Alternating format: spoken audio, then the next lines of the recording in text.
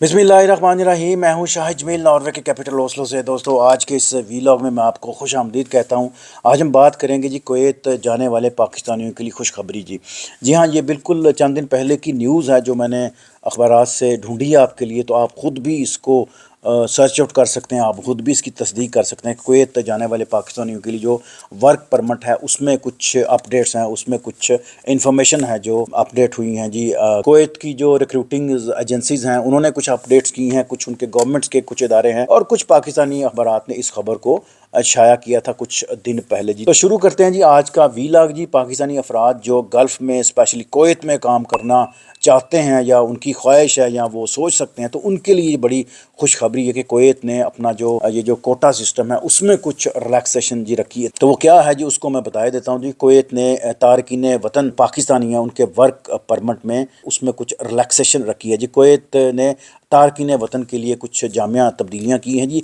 तो ये most of all जी जो लेबर मार्केट है, जो लेबर जो कैटेगरीज़ हैं उसमें उनको रखा गया है। तो उनकी ज़रूरतों को पूरा करने के लिए रखा है। कुवैत का एक लंबा चौड़ा इंफ्रास्ट्रक्चर है जिसमें गैर मुल्कियों की बहुत बड़ी उसमें कंट्रीब्यूशन है। तो उस बढ़ती हुई डिमांड को पूरा करने के लिए उन्होंने इस लेबर मार्केट में थोड़ा सा रिलैक्सेशन रखी है जी, उसका वीज़ा लेने के लिए या अपनी अप्लाई करने के लिए। अच्छा जी, कुवैत का जो तारकीन वतन के लिए जो वीज़ा पॉलिसीज़ में तब्दीली की गई है, जो कोटे में जो नरमी की गई है, जिसकी वजह से मज़ीद लोगों को इनवाइट किया जा सकता है, इनवाइट किया जा रहा है जी कुवैत में, ताकि इंफ्रास्ट्रक्चर में जो बड़ी जो तब्दीलियाँ रूनुमा हो रही हैं या जो ज़रूरत है वहाँ पर लेबर की, उसकी खपत को पूरा करने के लिए उन्होंने ये जो सिस्टम डेवलप किया है। तो उसमें कुछ उन्होंने फ़ीसेस में भी तरामीम की हैं। वो फ़ीसेस में क्या तरामीम है वो बड़ा इंपॉर्टेंट है, क्योंकि ज़ाहिर है जी कॉस्ट इज़ वेरी इंपॉर्टेंट जी।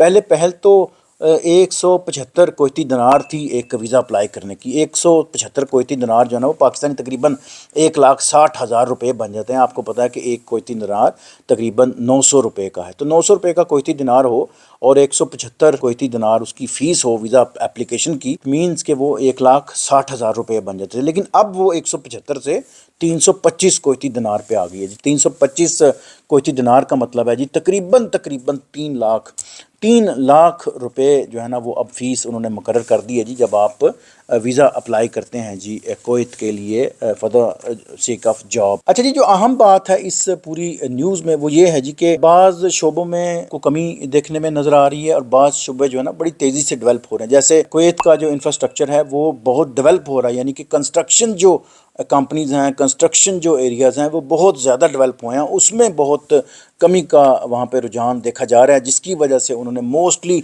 लोगों को इनवाइट किया है। कंस्ट्रक्शन के जो रिलेटेड जो लोग हैं उनको इनवाइट किया है और वो इस कमी को पूरा करने के लिए कुवैती इदारों ने गैर मुल्की जो तारकीन वतन हैं उनको इजाज़त दी है अपने मुल्क में आने की। इससे आप अक्स कर सकते हैं कि जो स्पेशली जो कंस्ट्रक्शन के जो रिलेटेड जो काम करने वाले अफराद हैं, कारपेंटर्स हैं, दूसरे जो लोग हैं जो बिल्डर्स हैं, उनको बड़ी यहाँ पर मिलेगी जी सहूलत, या वो बड़ी आसानी से वो वीज़ा लेने के प्रोसेस में आ सकते हैं बड़ी जल्दी।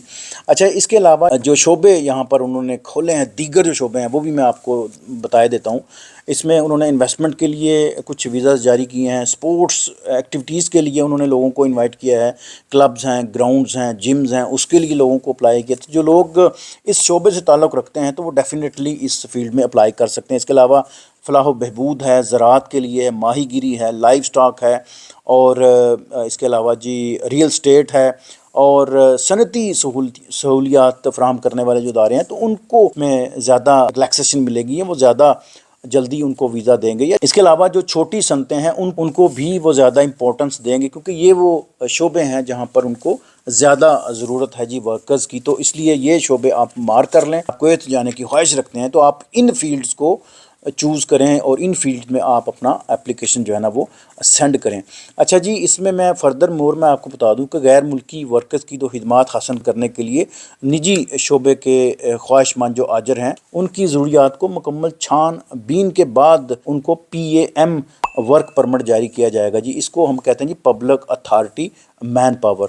तो वहाँ से इस परमिट की जो है ना वो अप्रूवल होगी और इसके लिए आपको 150 कुवैती दिनार देने पड़ेंगे जी उन आजरों को जो ये रिक्रूटिंग कंपनीज़ जो है वो आगे डील कर रही हैं। तो ये 150 अगर कुवैती दिनार हों तो ये तकरीबन 1,30,000 रुपये जो है वो بن جاتے ہیں۔ اچھا جی، اس میں شروع میں نے بتایا تھا کہ کوٹا سسٹم میں کیا چینجز ہیں، یعنی کہ کیا پرسنٹیج ہے، جو لوکل جو افراد ہیں ان کے لیے کیا پرسنٹیج ہے، اور جو غیر ملکی جو لوگ ہیں ان کے لیے پرسنٹیج کتنا ہے جی۔ تو جو مقامی جو لوگ ہیں ان کے لیے 75% انہوں نے رکھا ہے جی اس میں اسٹیک ان کا، اور جو غیر ملکی ہیں تارکین وطن ہیں ان کے لیے اسٹیک ہے جی 25% ہے، یعنی کہ 3 بندے وہ لوکل ہائر کریں گے اور 1 بندہ وہ غیر ملکی ہائر کرنے کی پوزیشن میں ہے۔ اس کے علاوہ جی میں آپ کو تھوڑا سا بتا دوں کہ کویت اور پاکستان کا جو آپس میں تھوڑا سا موازنہ ہے، میں بتا دوں کہ کویت ایک اسلامک ملک ہے جو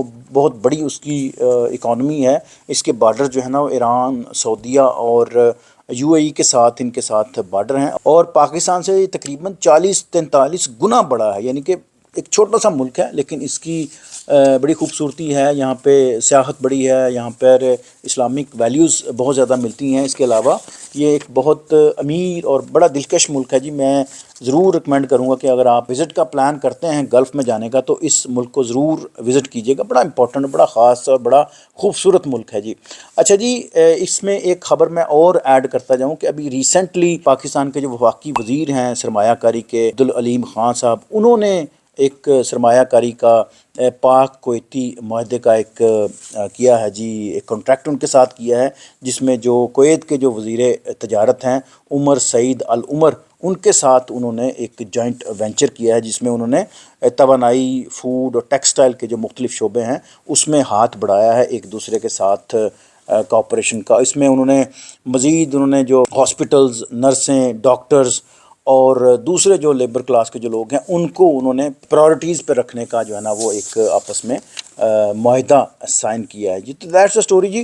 میں کوشش کروں گا جی کہ اپنی ڈسکرپشن میں آپ کو وہ ریکروٹنگ کمپنیز میں چند ایک میں آپ کو یہاں پر لکھ کے میں بھیج دوں، تاکہ آپ اگر جاب کرنے کے خواہش مند ہیں کویت میں، اور آپ یہ جو دیگر شعبے جو میں نے بتائے ہیں آپ اس میں خواہش رکھتے ہیں، تو ڈیفینیٹلی آپ ادھر ادھر جانے کی بجائے یہ جو میں نے ڈسکرپشن میں آپ کو ریکروٹنگ کمپنیز کے نام میں نے درج کیے ہیں، اور یہ کویت کی ریکروٹنگ کمپنیز ہیں، یہ کوئی دوسری جگہوں کی نہیں ہے، کویت کی جو فیڈرل جو ان کی ویب سائٹ ہے وہاں پر بھی آپ کو مل جائے گی ساری انفارمیشن، اور ساتھ میں جو مین پاور کمپنیز ہیں وہ بھی آپ کو وہاں سے پراپر انفارمیشن دے سکتی ہیں۔ تو میں دوبارہ کہوں گا کہ کسی جھانسے میں نہ آئیے گا، کسی غیر ضروری بندے سے اس ٹاپک پہ بات نہ کریں، آپ اسٹریٹلی جو فیڈرل گورنمنٹ کویت کی جو ویب سائٹس ہیں آپ وہاں پر جا کے ان کی انفارمیشن کلیکٹ کریں، اور جو مین جو سورس ہے، ہب ہے، وہاں سے آپ انفارمیشن کلیکٹ کریں، یا آپ پاکستانی فارن ڈپارٹمنٹ سے بھی آپ رابطہ کر سکتے ہیں۔